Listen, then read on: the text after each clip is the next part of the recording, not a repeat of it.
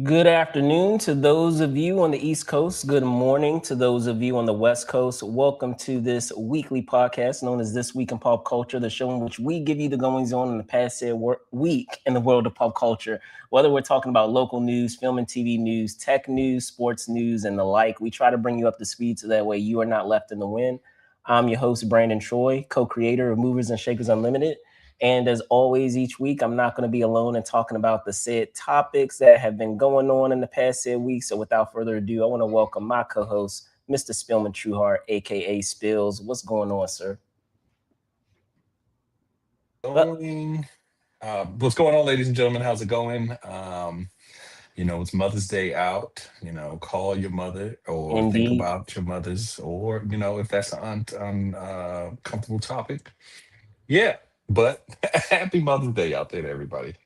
Yes, indeed, indeed. Happy Mother's Day to all the moms out there. And I'll make it a point to say whether they are biological or not, because we do have, women out there who act as mothers to us all, whether they are, related to us by blood or not. So again, yes, happy Mother's Day. Hopefully, you're having a nice day, spending it with loved ones. Quite a bit that's happened in this past week. Spills, of course, we're going to dive into testing our might, if you will, with the new Mortal Kombat movie, the sequel, Mortal Kombat 2, of course. So stick around for that. We're going to talk about that towards the end of the show to wrap things up. But I thought that, considering what's going on in the NBA, that we're going to talk a little bit about some postseason talk. I don't know how Spills is going to feel about this Well, the because Nationals, they're in the middle of their see, division right see, now. see that? But it's kind of early to be talking about the baseball playoffs, ladies and gentlemen. I didn't know that he would be talking about baseball playoffs this early. It Hop hasn't on even that been real technically summer fast. yet, but the season just started. I'm so happy to see that the Nats are moving. The Shady James Woods looks great. Hopped on that real It's fast, just folks. And I wasn't even finished. I wasn't even finished. I was gonna say we want to talk some trailer news too, but you see what happened there. We're gonna dive in. Don't worry, don't worry, don't worry. You see, he doesn't have it there in his lower third in that subtitle. You it's normally Mother's has like Day. something real cute and nice to say about a certain LA team, and it seems to be missing this week. But we'll dive into that for sure, for sure. But with that, all of that out of the way, Spills. Shall we dive in? Let's get it. All right, awesome. So as always, thank you for checking the show out live. If you are joining us live, if you aren't, we will make it a point to add the appropriate timestamps for the said stories that we talk about this past said week. So be on the lookout for that. But we're going to start this week's show getting into some trailer talk with sneak peeks this week. As we did have a couple of trailers that dropped. And they both actually happened to drop on Tuesday. There were two trailers. We had Christopher Nolan's latest epic, The Odyssey, and the latest entry of the Evil Dead franchise, Evil Dead Burn. Starting first with The Odyssey, the film is an adaptation of Homer's mythological story, starring an all-star cast that includes the likes of Matt Damon, Tom Holland, Anne Hathaway, Robert Pattinson, Lupita Nyong'o, with Zendaya and Charlize Theron. The film arrives July 17th, 2026. And not to be outdone, as I said, there were two trailers. We have Evil Dead Burn, on the other hand, which continues an all new chapter of carnage and demonic mayhem as a woman, following the loss of her husband, seeks solace with her in laws in their secluded family home. Unfortunately, one by one, of course, they all are transformed into deadites, turning the gathering into a family reunion from hell, causing her to discover that the vows she took in life live on even in death. Evil Dead Burn unleashes into theaters on July 10th. So, Spills, your thoughts on these upcoming releases? We can, start first, of course, with The Odyssey. I think you're muted, man. Go ahead. My first impressions of the Odyssey is that they got Twilight Batman in there. So ladies and gentlemen, I'm happy about this. I My like main man, Twilight Batman, on the scene. I don't Indeed. know which of the I guess these are the Argonauts. Are they the Argonauts in the Odyssey? But Yeah, I mean I forget what the name of the crewmen are. yes. Because I think Jason and the Argonauts is a thing from the past, but I'm not sure if that's canon or if that's something they made up. But they they're on this. It looks great. It seems like they got everybody's favorite actors in this. They got Matt Damon, the dudes in the scene. Just it's just so many scenes. I'm super excited about this. It doesn't seem like um, it's as grounded as the other Nolan films. So I'm super interested in this. I feel like this is the chance for Tom Holland to get out of his wife's shadow and start doing real serious roles. He's done obviously stuff like Uncharted and everything, and those are great films, and I think that he's great in those roles. But he needs something that's more mature for his future career. Well, I mean, Tom Holland, he has had an opportunity to do some films of note uh, that were serious. I know that he's had a couple of them where he really has stretched himself in terms of what people expect of him. So I know that a lot of times I think it's because of the fact that he has such a huge profile as Spider-Man that perhaps those films weren't pushed as hard because they didn't want it to kind of alienate fans, perhaps from his portrayal of Spider-Man. But he's done, some. I would challenge these spills to go into some films within his filmography, at least during this era in which he's played Spider-Man. That he's trailed off and done some other stuff on the side in terms of indie films, which have allowed audiences to see him in a different light, to allow him to stretch as an actor. But in talking about the Odyssey, um, just brushing up on some of the factions that are involved. I mean, of course, you're dealing with the Greek hero Odysseus, and then you're also dealing with the Trojan War as well. But to your point of talking about what we're accustomed to with Christopher Nolan, a lot of times Christopher Nolan has really cemented himself as someone who has done films that are very much grounded. And when we're talking about this film, I feel like this is a little bit outside that wheelhouse where, since it is a story that includes a lot of mythological elements of creatures and larger than life characters and figures.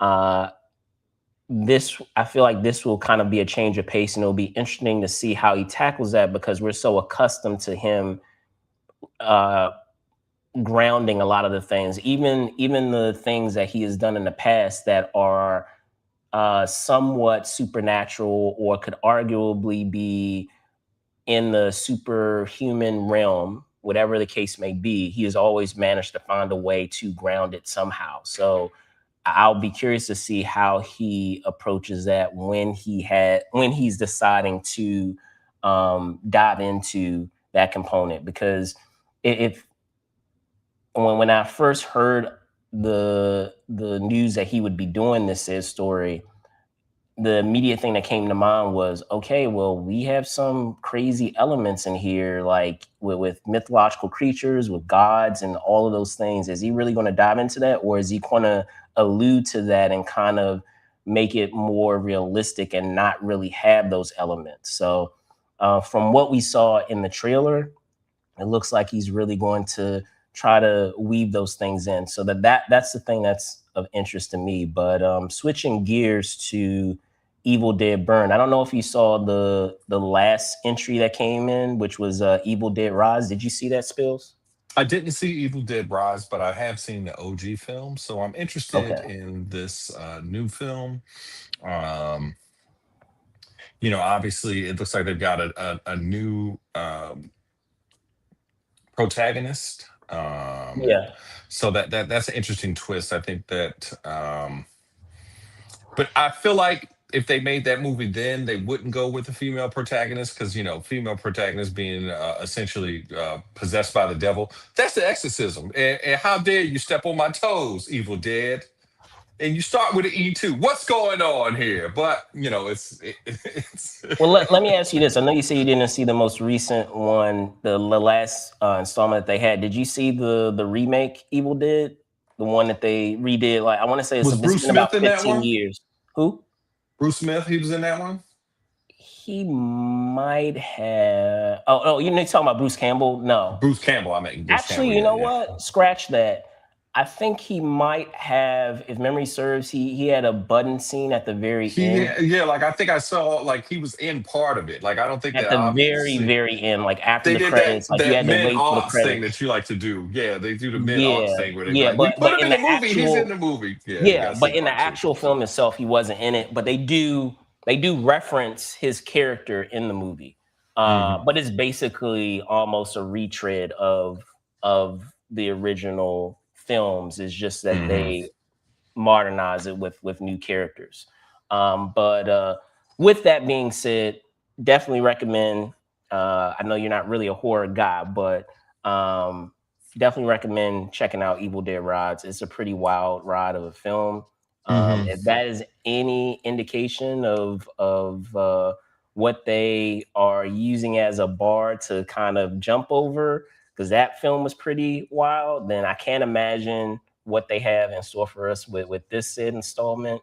Um, you do have the director, if memory serves, of the film, the Spider film that came out a little while ago called Infested.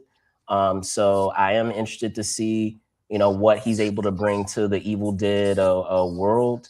I'm probably being a horror person. I'm probably more excited about Evil Dead Burn, honestly, than I am about Odysseus. Um, I don't know. A lot of times I feel like in terms of a trailer doing its job, Odysseus, that film, in mind you, I understand the need to not spoil things. There wasn't really a whole bunch shown there. And I've seen trailers where they don't show a lot, but it still intrigues you to check it out. But man, like some of the stuff that they have in this Evil Dead Burn trailer, I'm like, oh man, I gotta see that. I gotta see that in front Hmm. of audiences because it's always fun to watch a lot of these horror films where all these crazy things happen and to be able to kind of go on that ride with the rest of the audiences that you're rest of the audience that you're watching that said film with. That's actually just part of the fun of seeing a lot of these types of horror films. So probably more excited for that, and crazy that we're going to get it as a summer release. This would Oh yeah. make sense as more of a Halloween one, but hey, sometimes you need that palate cleanse, right? We're going to have so many blockbusters and superhero films and action films. Why not sprinkle in a little crazy horror movie in there while we're at it? So definitely excited about Evil Dead Burn, and I'm intrigued by the Odyssey, but they need to show me some more for me to really get excited about it. I don't know how you feel about it. Oh no, I told you they got Twilight Batman in there, and they got Spider Man, ladies and gentlemen, and they And the got Jason Punisher. Bourne And the and Punisher. Punisher. John Exactly. Bernthal is in there too. Like I said, They it's got a whole incredible bunch of cast on ants, paper. It's amazing. ants. It's like it's like a timeshare pitch. It's like they keep telling you all these great things. Oh, It has to I'll, be I'll something I'll take it. wrong. I'll go an even deeper cut. They have what is it? I think her name is Clea from the Marvel Hmm. franchise, or say from the Marvel comics, and people don't realize that Clea is. I'm trying to remember. She's the spouse of Doctor Strange. Mm. So yeah. So yeah, definitely excited for this said well, I say I'm intrigued by that said property, but definitely more excited about what is it about The Evil the Dead horror burn. film, Evil Dead film. So But um I feel you, but I feel like horror has been doing well in the last 15 to 20 years as far as like seeing good movies. There hasn't been a good epic about Rome really since Troy or the Like you could even say the Apollo movies was kind of like that, but no one really like references those as like, oh, those are the greatest movies ever made. But this is I really a would say chance.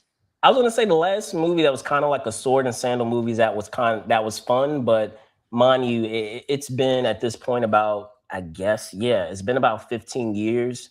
Is I believe it's called The Immortals, where it stars Henry Cavill. This was like pre Pre Superman. Superman. Like it was just Hmm. before audiences saw him in Superman. He had been cast at that point, but this was like the first major release of a film that he had before the Man of Steel came into theaters. Yeah, Hmm. it was Immortals. It came out in 2011. So yeah, it's Yeah. been 15 It's years. It's been a been a minute, minute. but even that wasn't what I'm talking about because that wasn't an epic. Like what I'm talking I about, get you. like a Cleopatra or Jason and the Argonauts or something like that, where they've got hundreds of extras and people like getting sworded, dying and I hear stuff. you. Like we haven't I had hear that. you. Yeah. Monsters and like all kinds of intrigue with the gods and everything. Like we haven't seen a movie like that in a long time. I know that they're not in as much style. You know, stop motion claymation has gone out of style completely, and that's what those movies were really known for. But it's interesting to see who I consider like the director of our era, Christopher Nolan, who is the director of our era. That's who they go to. He's the guy. He's the new Spielberg to me. Um, for him to be doing a movie like this is very interesting. It's a real palate cleanser. I know that it's obviously a property, but you know, it's a property from 5,000 years ago. Like it's not the same thing as like a property that's like, you know, they've been making movies about it. Like the Odyssey is something that we really don't see that often. So I'm just, I would say this: we do see it often. It's just been a minute since we've gotten an adaptation of it yeah, recently. yeah, Because yeah. as I mean, immediately what comes to mind, I know we had a mini series on the Odyssey, and there have been some other films that have adapted that said story, and even other television shows. Here's looking Oh, at brother, where you. art thou? Or I'm just talking about like Hercules and Xena, where you Yeah. have, you know, they adapted components of that said story. So, but what about you guys out there? How do you guys feel about these two films? Whether we're talking about the Odyssey, whether we're talking about Evil Dead Burn, you can let us know down below in the comments which one you're more excited to check out this July. Um, just thinking ahead, I probably when we're looking at these films, it should be interesting because the release of what is it the Odyssey is actually just before Comic-Con week, so I'll be interested to see if they do something else to kind of bolster the release during that week, because it's going to be, if memory serves, you have Spider-Man coming out the very next week. So you know that's going to be some huge competition for the Odyssey to only have a week's worth of space before it has to deal with the juggernaut that is Spider-Man, the new Spider-Man film. But be that as a way, say be that as it may, we're gonna hop into some sports cooler talk, switching gears to the hardwood, as we did have us the conference semis that are in full swing, as some teams have already nearly secured their conference final spot, while others are fighting to survive. Um, we have the Pistons and the Sixers. The Pistons took a 1-0 series lead over the Cavs on Tuesday with a score of 111 to 101. They extend their series, or say they extended their series lead to 2 games with the win on Thursday with a score of 107 to 97. And just yesterday, the Cavs kept their hopes alive by taking game 3 with a score of 116 to 109. So right now, as it stands, we have a 2-1 series lead between the Pistons and the Cavs. Meanwhile, in the other Eastern Conference semi, the Knicks blew out the 76ers to take the series lead 1-0 on Monday. A few days later, the 76ers fell short, evening the series, going down 2 games with a score of 108 to 102. And then Friday, the Knicks continued their onslaught of the 76ers, winning game 3, 108 to 94. Tomorrow, they will have an opportunity to sweep the 76ers and move on to the conference finals. Elsewhere in the West, the T Wolves shocked the Spurs, winning game 1. with a score of 104 to 102. A few days later, the Spurs would convincingly even the series in a blowout win of 133 to 95. That momentum would continue on Monday as they being the Spurs, would take the series lead 2 games to one with a score in game three of 115 to 108. And then, of course, we have our other Western Conference semifinals matchups that has been quite different as the Lakers have yet to win against the Thunder, losing in all 3 games they have played thus far. On Tuesday, they lost in a score of 108 to 90. Thursday, lost in a score of 125 to 107. And then just yesterday, lost in a score of 131 to 108. Tomorrow, the Thunder will have the opportunity to punch their ticket for the Western Conference Finals by sweeping the Lakers. So, Spills, with all of that, we can go through each of the semis. Your thoughts? Ladies and gentlemen. I mean, we can start with the East if you like, if it softens the blow a little bit, or we can rip the Band-Aid off and talk the Let's West. rip the West band-aid off. The internet, I got one thing to say to you internet pansies. All you people on the Lakers Reddit, you people on the Lakers Twitter talking about something. Is this the last time we're going to see LeBron in the Lakers jersey? Why LeBron going to leave his son? You tell me that, ladies and gentlemen. If you was playing with your son and your son was signed for 2 more years, would you leave with him? Because they're not going to trade Bronny. No one wants to trade for Bronny. And if he leaves, Bronny going to not be in the NBA no more. So why would you do that to your child? I would do that to my son. I wouldn't do that my son like that. If I knew that I was the reason why my son had a job, and I was putting him in the seats and putting people in the seats so they could see my son score alley oops for me, I would keep me on the team. So LeBron ain't going nowhere. Sure, I was talking crazy last week when I said the Lakers could possibly beat the Thunder. I was talking crazy.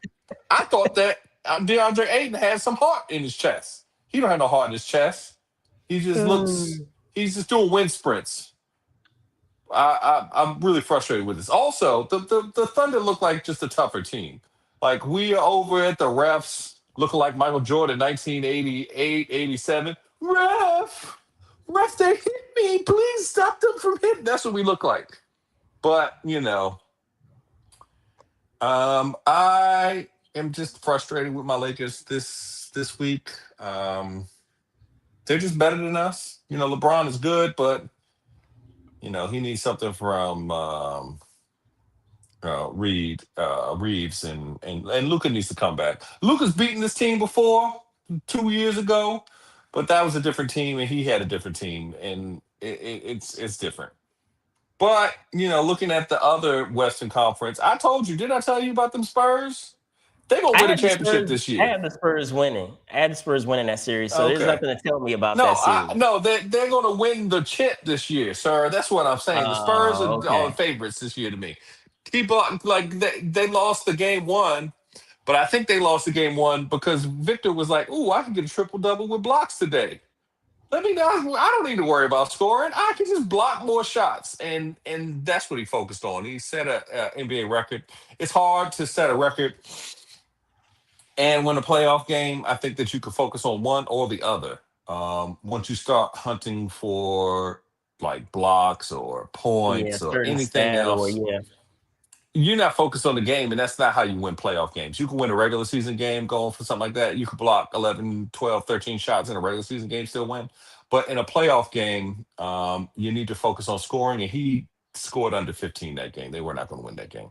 But the rest of them have been gangbusters. What about Harden? I If we're talking about the Eastern Conference Finals between the Pistons and the Cavaliers, do you see that he's going? Do you see him kind of getting out of his slump of not being a finisher in the postseason, or do you think that the last game in which he, performed up to the caliber that people expect him to, will be the beginning of a new James Harden that we'll see in this series? Um, no, I don't think so. I think So James you think this Harden. was just a misnomer? Is this an aberration? That was a must-win game. They were on the back of their heels. The Pistons beat them the first 2 games, and then they got home, and it was like, they got an away game, and they lost. They lost, and not by much. They only lost by 7 points. So that's 3 possessions, or 2 possessions if you really well three. Let's say 3 possessions. But you know, it's over. That series is over, and the Knicks are going to walk against the Sixers. So um, I got the Pistons losing to the Knicks because the Knicks have more experience and got that chip on their shoulder, and then they're going to lose to the Spurs. Um, the Thunder I are would say, nice. I was gonna say I when we're like the talking about, Thunder. yeah, no, I hear you. So I mean, w- with the Thunder, this is going exactly the way that I anticipated it would go. Um, Now, I'll ask you this: do you still feel like they would are going to have some pride about the series and somehow steal a game and make it a gentleman sweep, or do you think that they have no chance tomorrow? And I'm asking you because it's your team. Unless Luca plays, we're not gonna win tomorrow. Okay, all right. I like the I love objectivity. the Lakers. I love our team, but we just don't look strong. Like you don't win games looking like we look. We don't Look, look like out of this entire playoffs, the Thunder is the most complete team that we have in the league. Like they have size, and the refs they are can cheating. they can Don't even bring defend. that up, but But I'm saying they have size, they can defend. they You got know, they guard play. they have versatility. They're deep.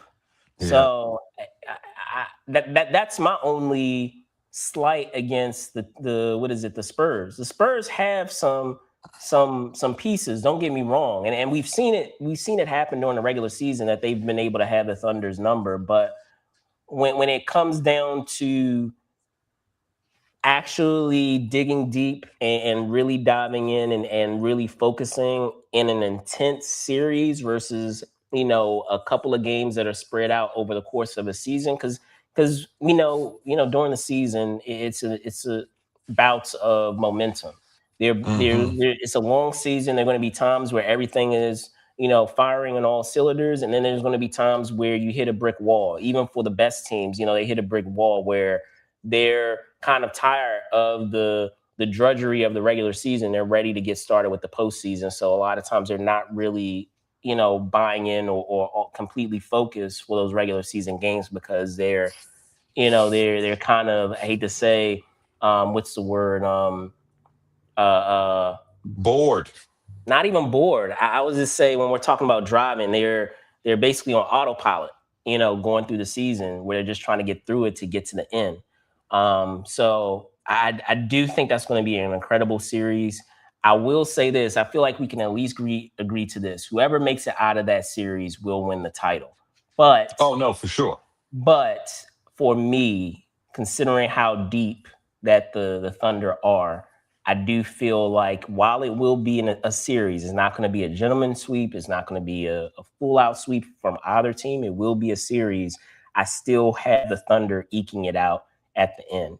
Now, when we're talking about the Pistons and the Cavaliers, I don't feel like Cunningham is too much of a matchup problem for the Too Cavs. much. Too much. The Cavs guards, while they are incredible players, I mean, you have James Harden, you have Spider.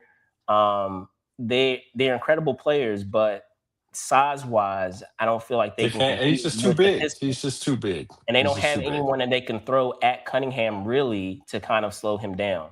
Like Cunningham is going to continue to get his, and the Pistons run through Cunningham. So when he's able to get what he needs to get, like he's going to be a issue for any other team, and he's going to be allow the Pistons to be successful in pretty much any scenario if you don't have anyone to slow him down. Now with the Knicks, I feel like they have a lot of bodies that they could throw at Cunningham. They don't have to have what is it? Their Jalen Brunson.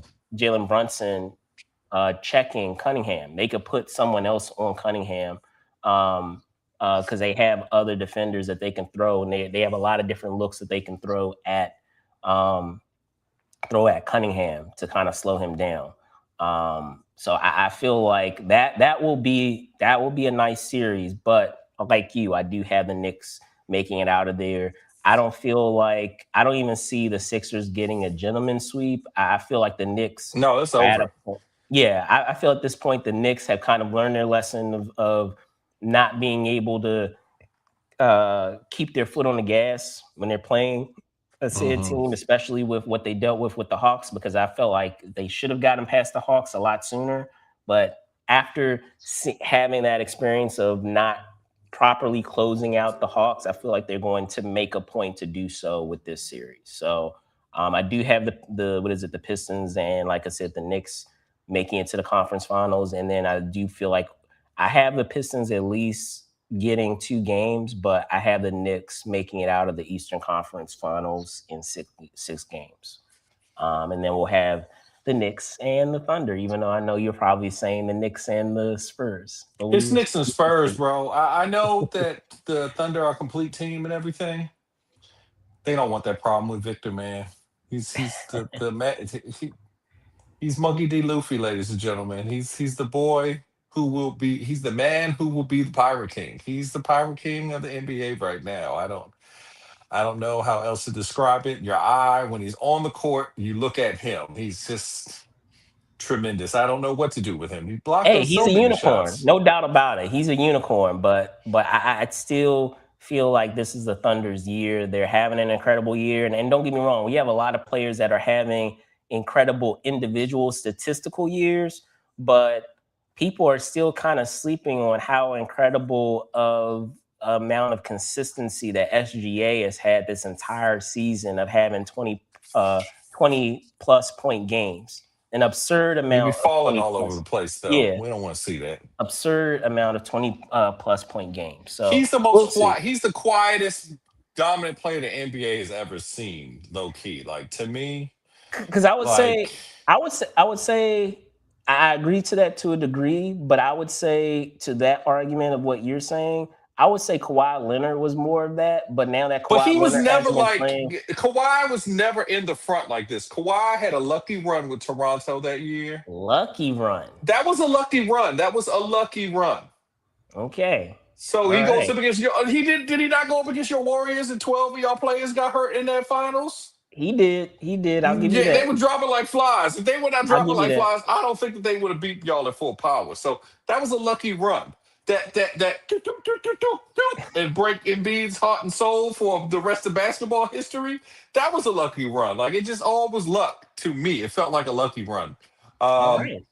but for Shea, because Shea doesn't really dunk on people. He Not doesn't really really. He's just like smooth. He's just smooth. he doesn't even do like Steph Curry, where it's like all 3 point daggers, and you're just running across the court, and you're like, I don't know how I'm gonna stop this little Yeah, dude. he He's picks gonna his get me. spots, Why? but he He kills you got with me. it. He just kills you mid range assassin game. It's crazy. I don't like the closest thing I can think of is like Tim Duncan when Tim Duncan was the best player in the NBA, where it was like, okay, Tim Duncan's the best player, but you can't show me no highlight reels. He just get 25, 10, and 5 every game. That's just what he Every go out and game.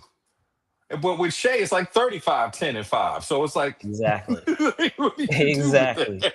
Exactly. Like I What do said, you there've been do? incredible. There've been some incredible individual seasons that players have been having. Whether we're talking about our rookie of the year with Cooper Flag, whether we're talking about, I'll give credit where credit is due. Luka Doncic, before his injury, was having an incredible year offensively, mind you.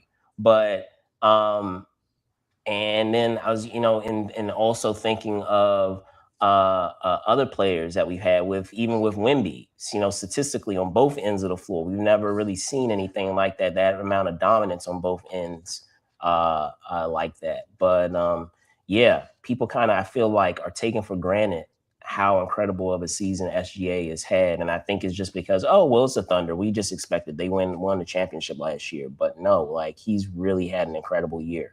So maybe you guys out there feel differently. Maybe you have a different team making out of the East or out of the West. You can let us know down below. So that's going to do it for what we had with our sports cooler talk, with our talk of the NBA semifinals across both the West and the East. But now we're going to talk about this film right here, Mortal Kombat 2, released in theaters on Friday the 8th.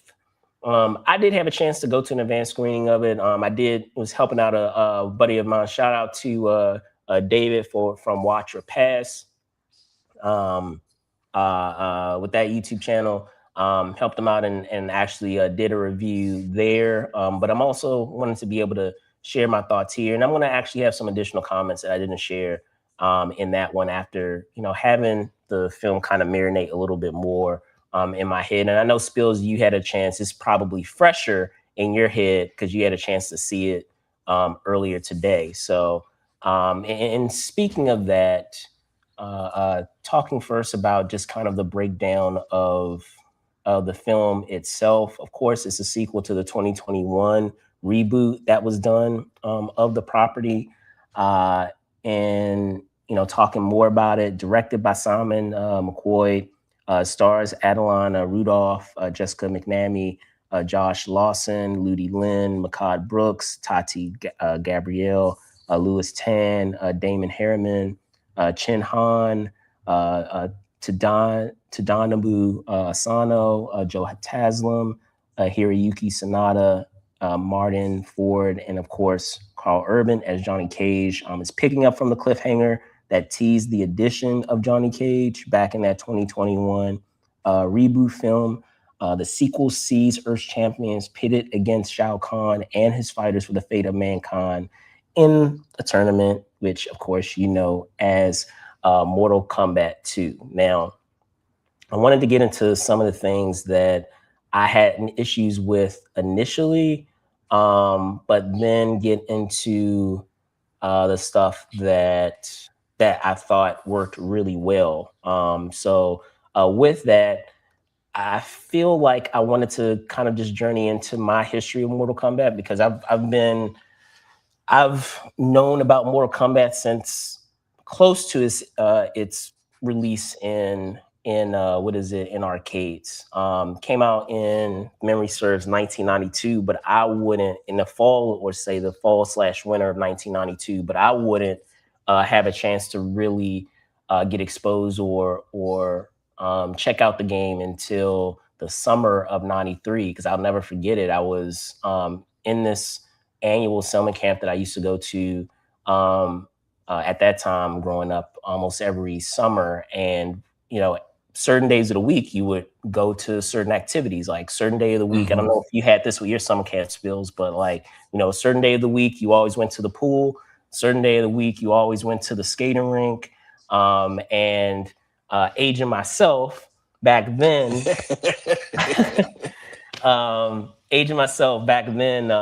and this is talking about, to my DC folks out there, I used to go to Crystal Skate. It's Oh now yeah, known shout out to as Crystal 58. Skates. Yeah, now it's known as, I believe, what is it, Isaiah 58 Skate House, I believe. It's gone through a couple of Yeah. names at this point, but we used to always go there during the summer. And I say this because for those that don't know, DC, you have DC, Maryland, and Virginia. It's considered the DC metro area, DC metropolitan area. So it's everyone kind of quote unquote considers it all the same, even though they're 3 different areas. So we used to always, and that was out in Maryland, we used to go there.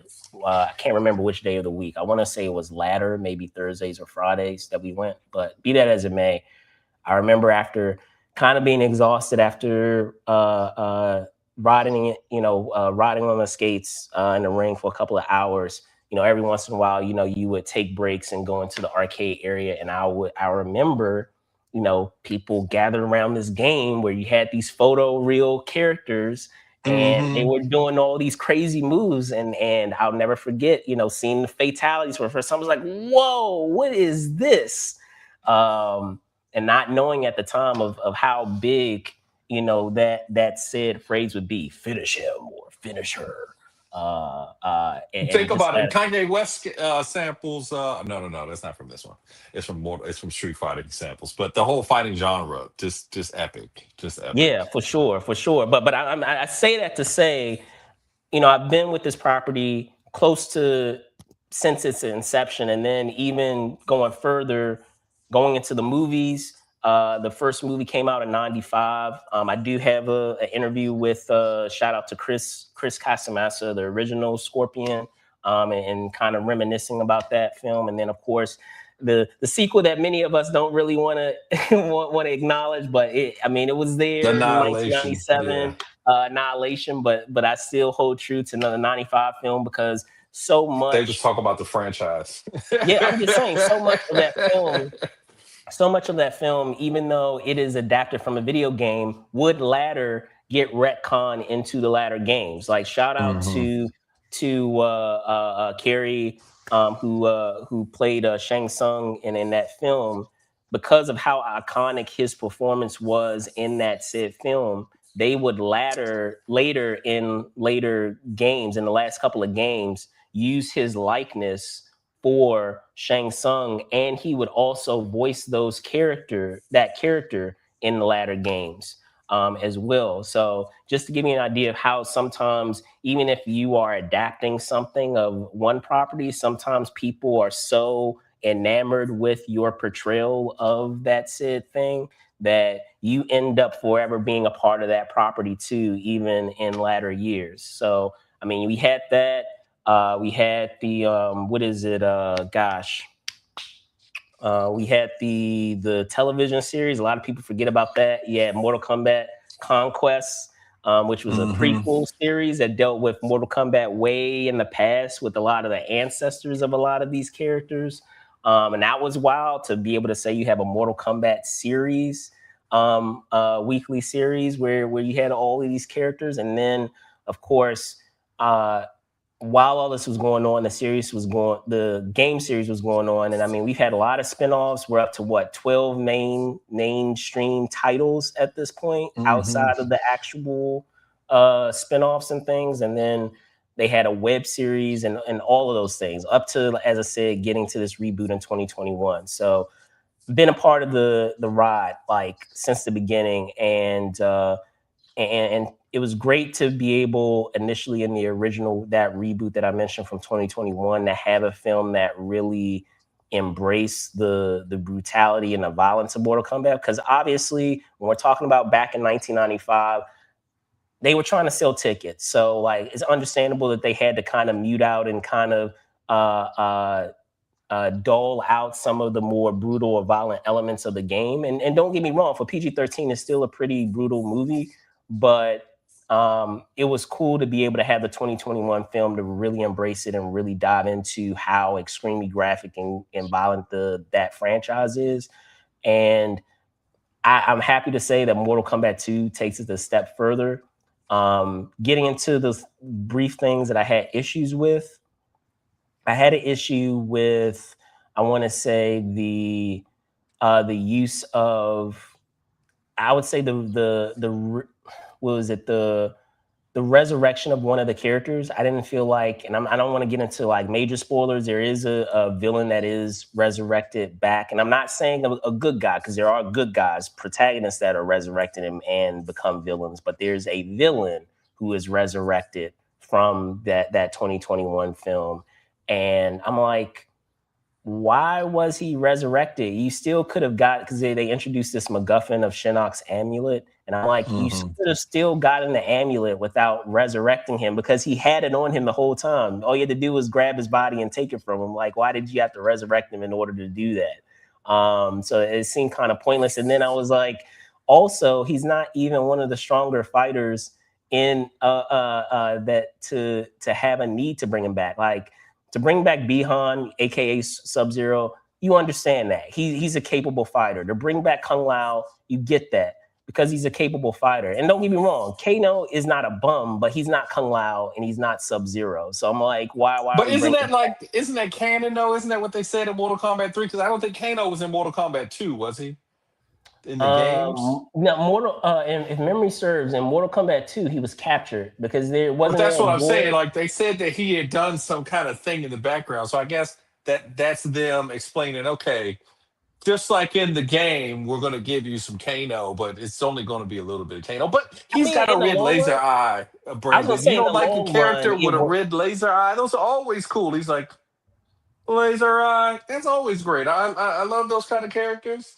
I mean, in the Um, long run, I have no problem with Kano being in it, because like he was hilarious in the movie once he was in there. Once they brought him yeah. back, like I welcomed him being there. I just feel like they needed to come up with a better way of having him come back. And the way that they did that, I feel like, well, I guess we're getting into spoilers now. There you go, folks. You There we go, still ladies got and me. gentlemen. Still got me. We're now in spoilers.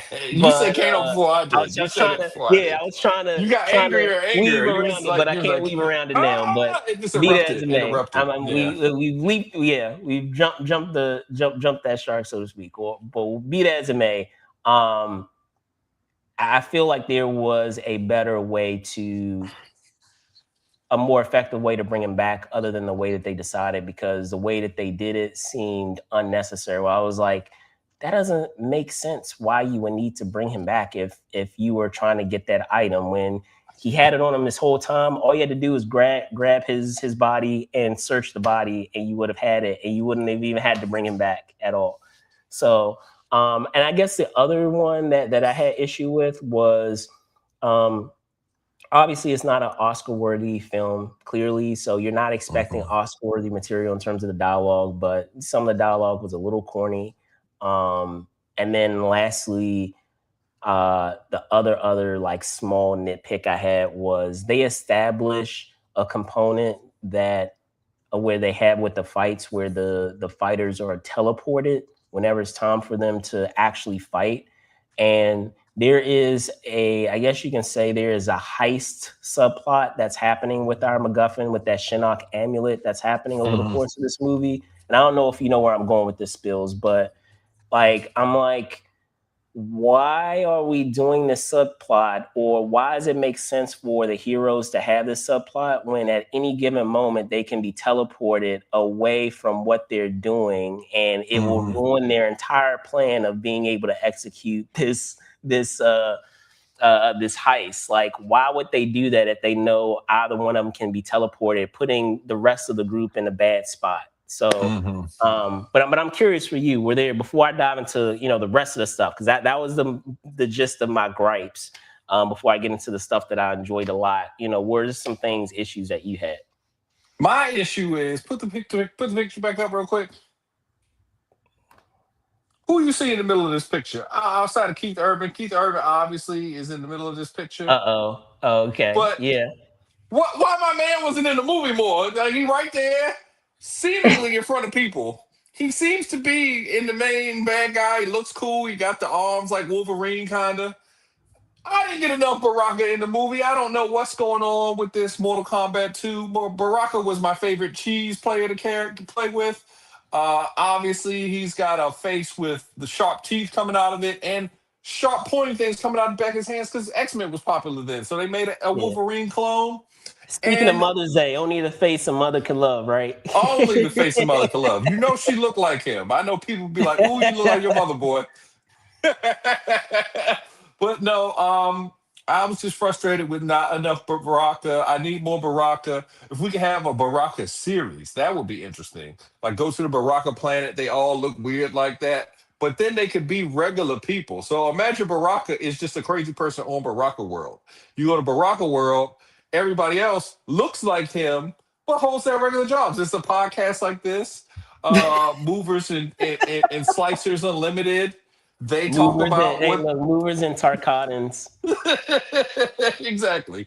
So that's really my only gripe. MT. It was a lot. It seemed like it was a lot of characters, but that's how Mortal Kombat 2 felt when you played it. It felt like the original game had like 10 players or 13 players. I think it was 10.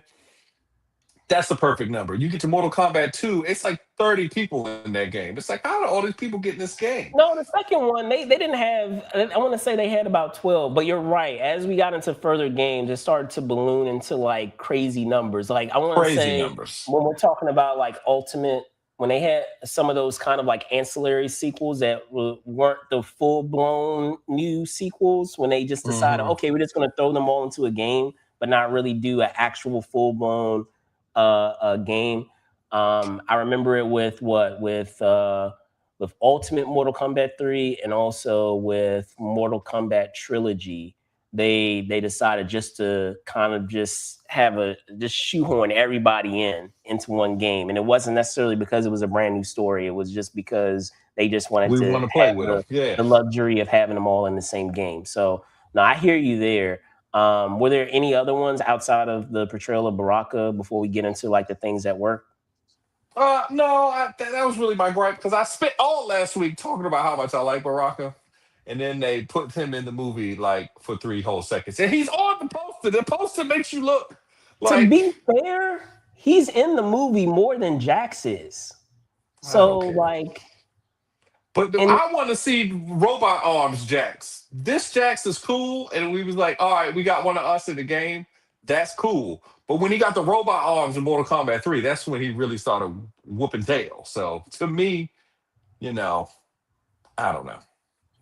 I hear you. I hear you. Well, I tell you what, I'll punt it over to you, and I'll wrap up the things that I like. But I'll give it over to you first. Were there things that you really enjoyed with this film? Well, I was surprised by the gore and the Really, violence Mortal and stuff. Kombat? That was I was surprised. I thought it was You, going to be you like the original one because I didn't see the one before this, so I didn't realize that they was going to be like, oh no, Oh yeah, this no, is Mortal that 20, Kombat. yeah, nah, yeah, the 2021 film, yeah, I the didn't see that 2021 one. I film, did not see that they, one. yeah, it was definitely R rated. So I was watching children's movies in 2021, ladies and gentlemen. So I didn't watch Mortal Kombat. That was like in the time that I had to watch movies, I wasn't watching Mortal Kombat.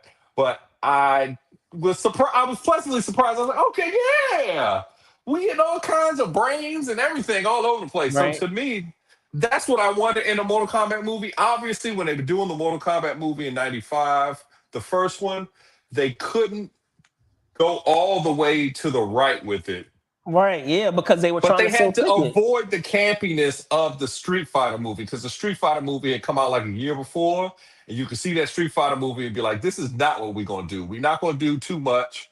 We're just gonna remake Game of Death from Bruce Lee, and it's gonna be like that." But that's basically what Mortal Kombat is anyway. So we're not gonna reinvent the wheel. I like that, but for all of the like body stuff, was just crazy. I'm just really happy with that. okay.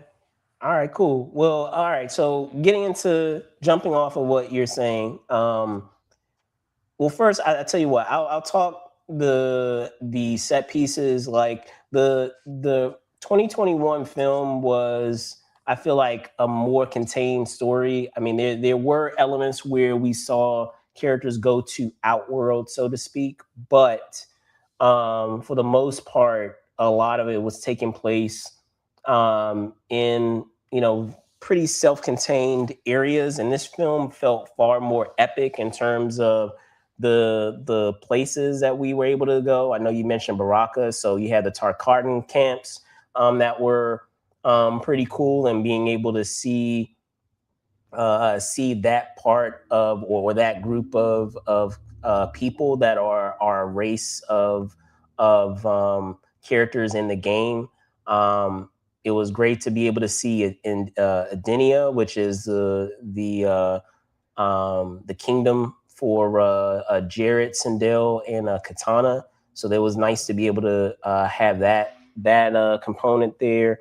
I'm trying to think what else. Also with Raiden's temple with that hideout that they had, that was cool. I enjoyed some of the other references that they have in terms of pop culture of having a Comic Con of sorts. Who we had with Johnny Cage of him being a washed up actor, and no one came to his table, at that pseudo Comic Con that he was attending. Right. Um, in terms of the fights itself, the fights were incredible. They were while you did have some decent fights in the first film, I feel like in this film they were far more elaborate and better choreographed than they were in that prior film. And like I said, I think that's also because they had more resources to go around than they did in that 2021 film.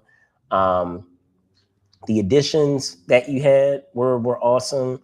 Um, I didn't think that I would buy Carl Urban as Johnny Cage, but within the context of how they approached the character in this movie, it worked because he is someone who was an actor who was in his heyday 30 years ago. So within that context, you can understand where the character is now, and having an actor having Carl Urban portray that actor at that stage in their life versus someone who's like a 20 something or 30 something character. So like that was, that unexpectedly, I didn't expect it to work, but it did work for me. And then it also kind of had a nice kind of meta component to it because obviously, as I just talked about at the top, the original Mortal Kombat, not only the game came out in the 90s, but the original film came out in the 90s. So it was kind of I feel like a nice wink, a meta wink to that original film, as well as the fact that the game franchise has been around for more than 30 years. What is it? Gabrielle, um, who plays Jade, I felt was awesome, and then who he had in the role of Katana, also equally incredible to have her in there as well. So with I believe Adeline Rudolph playing Katana, most of the new additions were fine. I don't like what they did with Sindel. I felt like she was just basically cannon or fighting fodder. I know people always say cannon fodder, but in this case, I'll say fighting fodder, where Right. you could have plugged anyone into that fight that she had with Sonya, and it would have been fine. Like I feel like they kind of did Sindel a disservice because, like, for those of us that are familiar with the game, like she has far more importance and does far more within that series than what they allow her to do in this movie. And then also when it comes to, I know there was someone else that I had mentioned as well that in terms of characters that I felt like they were just there to be, what is it, a plot device and not necessarily. So outside of Sindel being fighting fodder, I I like the portrayal of Quan Chi. So hopefully we get more of it in the third film. But I felt like they simply had him there to resurrect people, and I wanted to actually see him fight. So that was another issue that I had. I know you said Baraka was an issue for you too. Baraka was an issue also only because I felt like they also used him as a plot device in being able to figure out a way to get into Shao Kahn's um, uh, abode or what have you, because there is a component involving the Tarkatans where they need to utilize something related to the Tarkatans to be able to reach Shao Kahn and get to that MacGuffin. So no issue with the portrayals per se, but just how they were utilized in the movie more so is what I guess where I had the issue. Um, but otherwise, like unlike the 2021 film, which kind of acts as a precursor to the tournament, I do like that this film actually gives us the tournament because spoiler alert, when we're talking about the 2021 film, they do not get into the tournament at all. It's basically a precursor of them preparing to do the tournament, which I know a lot of people had issues with. So I'm happy to say that this film did not tease anybody any further. We actually had the tournament in this said film. Um, and just as you said, just as it was in the 2021 film, they do not hold back in terms of what they show in these said Hmm. fights. The other thing, and I'll close it with this, that I did enjoy, Spills, is how unpredictable the results were. A lot of times when you have, films like these, you feel like a lot of characters have plot armor in terms of if they're going to make it out or not make it out, and that wasn't Right. the case with this film. Where I was like, oh snap! Like they did that. Hmm. They made that choice. Okay, all right, I can get with it. So the fact that they were brave in not making things as predictable as you think it would be in any other case, and actually having things be unpredictable in terms of how things played out, I appreciate it also because it Yeah, made for the sure. stakes a lot higher where you really uh looked at Shao Kahn as a threat because of the fact that they were not holding back and they were not pulling any punches about the fates of different characters throughout this film. So um, overall, if I were to give it a grade, I would give it a B because like it's not a perfect film by any stretch, but it is a very fun film. And if you know Mortal Kombat, you love Mortal Kombat, you will enjoy this movie. You'll be able to look past a couple of the shortcomings and really enjoy it as a whole.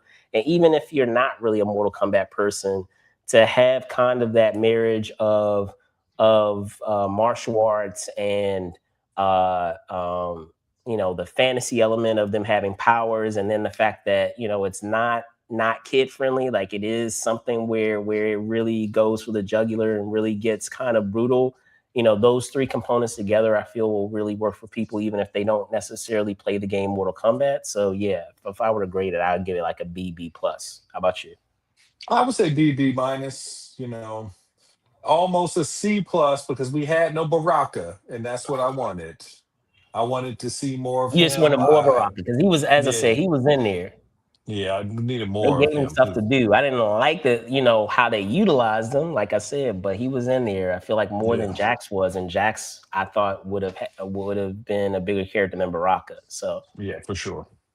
but Yeah, uh, but what about you guys out there? You can let us know down below. If you guys check out Mortal Kombat this weekend, or if you're seeing this after the fact, even beyond its first initial weekend, and you have your thoughts on it, you can share with us down below. That's going to do it for us here at Movers and Shakers Unlimited. Thank you guys so much for watching. Before we leave, I'm going to punt it over to Spills. Spills, can you tell folks where they can find you? ladies and gentlemen, you can find me truly spill on Instagram.com. We talk about things, we do posts about this show, and I like to share fun things that we do there. Cool. Yeah. Awesome, awesome. All right. Well, I'm again Brandon Choi, host and co-creator of Movers and Shakers Unlimited. You can find me at Brandon Choi ENT on X, and then Brandon Choi underscore ENT on IG. With that out of the way, thank you guys so much for watching. Be safe out there, and